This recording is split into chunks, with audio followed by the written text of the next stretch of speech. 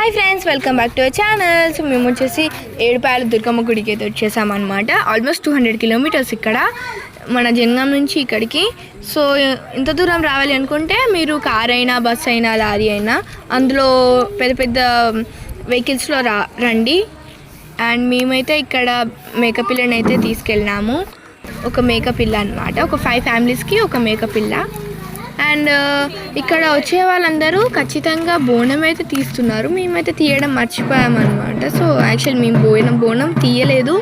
అందరూ వచ్చేవాళ్ళు ఇక్కడ ఖచ్చితంగా బోనం తీస్తారన్నమాట.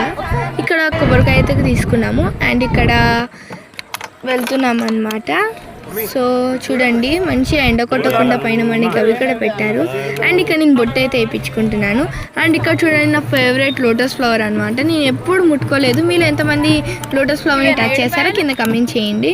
నేను యాక్చువల్లీ ఆ రోజు తీసుకుందాం అనుకున్నా, కానీ ఆ రోజు చాలామంది రష్ ఉండింది, ఇంకా మళ్ళీ దర్శనానికి లేట్ అయిపోతుంది అనేసి తీసుకోలేదు. అండ్ ఇక్కడ మేమైతే వాటర్ దగ్గరికి వచ్చేసాము. ఇక్కడ 7 పాయలాగా, 7 పాయలంటే ఇక్కడ మీనింగ్ ఏంటి అంటే 7 పాయలంటే 7 సముద్రం అంటే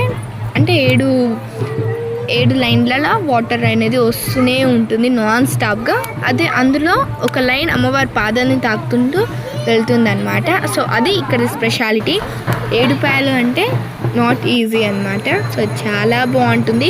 అండ్ ఇక్కడ డ్యామ్ కూడా ఉంటుంది మనకి. అండ్ ఇక్కడ లోపల తెలియకుండా వీడియో అయితే తీస్తున్నాను. అండ్ ఇక్కడ వీడియో ఆపేయమన్నారు, సో అందుకే ఆపేసాను. మళ్ళీ బయటికి వచ్చామన్నమాట. బయటికి వచ్చే దారిలో చూడండి, ఇక్కడ ఎంత బాగుందో, చల్లగా ఉంది అన్నమాట పైన. అండ్ ఇక్కడ చూడండి, చిన్నపిల్లలందరూ ఇక్కడ ఒక రాయి పైన కూర్చొని ఎంత మంచిగా ఆడుకుంటున్నారో. అండ్ ఇక్కడ వాళ్ళకి ఇది స్లైడ్ అయిపోయింది, మంచిగా